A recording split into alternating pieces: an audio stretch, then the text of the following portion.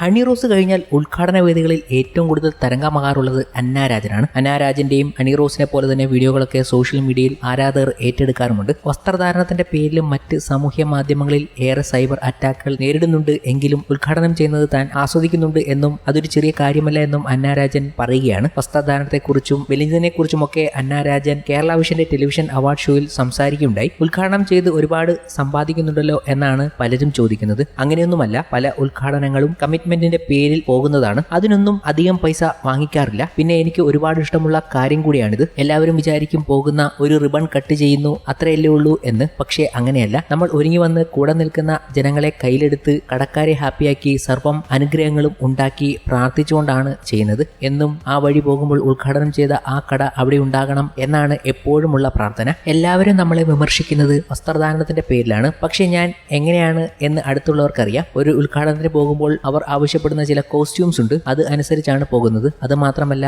നമുക്ക് ചുറ്റും ഒരുപാട് ക്യാമറകളും ഉണ്ടാകും. എത്രയൊക്കെ നമ്മൾ അവരെ മാറ്റിയാലും ഏതെങ്കിലും ആംഗിളിൽ നിന്നുള്ള ചിത്രങ്ങൾ എടുക്കുക തന്നെ ചെയ്യും. അതിലൊന്നും നമുക്കൊന്നും ചെയ്യാൻ സാധിക്കില്ല. എന്നിരുന്നാലും ഞാൻ വളരെ സന്തോഷത്തോടെയാണ് ഇത് ചെയ്യുന്നത്. വലിയൊരു അനുഗ്രഹമായിട്ടും കാണുന്നു. മെലിഞ്ഞ ലുക്ക് കണ്ട് പലരും പറഞ്ഞു ഇത് മെയിൻറ്റെയിൻ ചെയ്യണം, കുറച്ചുകൂടെ ചെറുപ്പമായി തോന്നുന്നുണ്ട് എന്ന്. എനിക്ക് തന്നെ തോന്നി പണ്ടത്തെ തള്ളച്ചി ലുക്കൊക്കെ പോയി എന്ന്. പക്ഷേ ഈ ഒരു നിലയിലേക്ക് എത്താൻ ഒരുപാട് കഷ്ടപ്പെട്ടു. ഒരുപാട് ആളുകൾ ചോദിച്ചു എന്തേലും എളുപ്പ വഴിയിലൂടെയാണോ എന്ന്. ഒരിക്കലുമല്ല. എന്നെ അടുത്തറിയുന്നവർക്ക് അറിയാം ഞാൻ ജിമ്മിൽ എത്രത്തോളം സമയം ചെലവഴിക്കുന്നുണ്ട് എന്ന്. ഒരു മാസം മുഴുവൻ എന്നെ ഉദ്ഘാടനത്തിലൊന്നും കണ്ടിട്ടുണ്ടാവില്ല. ആ ഒരു മാസം മുഴുവൻ ഞാൻ ജിമ്മിൽ തന്നെയായിരുന്നു. അതിനൊപ്പം എനിക്ക് ചില ആരോഗ്യ പ്രശ്നങ്ങൾ ഉണ്ടായിരുന്നു. അതിന്റെ മെഡിസിൻസ് എല്ലാം ഞാനൊന്ന് നൈസായി മാറ്റി പരീക്ഷിച്ചു നോക്കി. തൈറോയിഡിന്റെ പ്രശ്നങ്ങളൊക്കെ ബാലൻസ് ആയപ്പോൾ മെറ്റാബോളിസം കറക്റ്റായി. അതിനൊപ്പം 24 മണിക്കൂർ 48 മണിക്കൂർ ഒക്കെ ഫാസ്റ്റിംഗ് ചെയ്തു എന്ന് കരുതി ഇഷ്ടമുള്ള സാധനങ്ങളൊന്നും കഴിക്കാതിരുന്നിട്ടില്ല. കഴിക്കുമ്പോൾ എല്ലാം കഴിക്കുന്നുണ്ടായിരുന്നു. എന്നാൽ കുറച്ചു നാൾക്ക് മുമ്പേ തന്നെ അന്ന രാജൻ തന്റെ അസുഖത്തെക്കുറിച്ച് പറഞ്ഞുകൊണ്ട് എത്തുകയുണ്ടായി. അത് സോഷ്യൽ മീഡിയയിലൂടെ പങ്കുവച്ചുകൊണ്ടായിരുന്നു ആ കാര്യങ്ങൾ അറിയിച്ചതും. ശരീരഭാരം കുറഞ്ഞപ്പോൾ താൻ കൂടുതൽ ലൈറ്റായി അനുഭവപ്പെടുന്നുവെന്നും സന്തോഷവതിയാണെന്നും അറിയിച്ച് കുറിപ്പായിരുന്നു അന്ന് വന്നത്. ഹാഷിമോട്ടോസ് തൈറോയിഡിറ്റിസ് എന്ന അവസ്ഥയിലൂടെയാണ് കടന്നു പോകുന്നതെന്ന് അത് മനസ്സിലാകാതെ തന്റെ വണ്ണത്തെ പരിഹസിച്ചുകൊണ്ട് പലരും പല പരാമർശങ്ങളും നടത്തിയിട്ടുണ്ടെന്നും അവർ കുറിക്കുകയുണ്ടായി. എക്സ്ട്രാ ഫിറ്റിംഗ് ഉപയോഗിക്കാൻ മറന്നോ എന്ന് ചോദിച്ചവരോട് കഠിനാധ്വാനത്തിലൂടെയാണ് താൻ ശരീരഭാരം കുറച്ചതെന്നും മറ്റുള്ളവരോട് കരുണയുള്ളവരായി ഇരിക്കാൻ ശ്രമിക്കണമെന്നും താരം പറഞ്ഞു. താരത്തിന്റെ കുറിപ്പിന് പിന്നാലെ ഹാഷിമോട്ടോസ് തൈറോയിഡിറ്റിസ് എന്ന അവസ്ഥ വീണ്ടും സോഷ്യൽ മീഡിയയിൽ ചർച്ചയാകുകയുണ്ടായി. ഹൈപ്പോ തൈറോയിഡിസത്തിന് കാരണമാകുന്ന ഓട്ടോ ഇമ്മ്യൂൺ ഡിസോർഡർ ആണ് ഹാഷിമോട്ടോസ് ഡിസീസിന് അഥവാ ഹാഷിമോട്ടോസ് തൈറോയിഡിറ്റിസ്. ശരീരത്തിന്റെ പ്രതിരോധ വ്യവസ്ഥയിലുണ്ടാകുന്ന തകരാറുകളാണ് ഇതിന് ഇടയാക്കുന്നത്. തൈറോയ്ഡ് കോശങ്ങൾക്കെതിരെ സ്വന്തം പ്രതിരോധ സംവിധാനം പ്രവർത്തിക്കുക എന്ന പിശകാണ് ഇവിടെ സംഭവിക്കുന്നത്. ഇതോടെ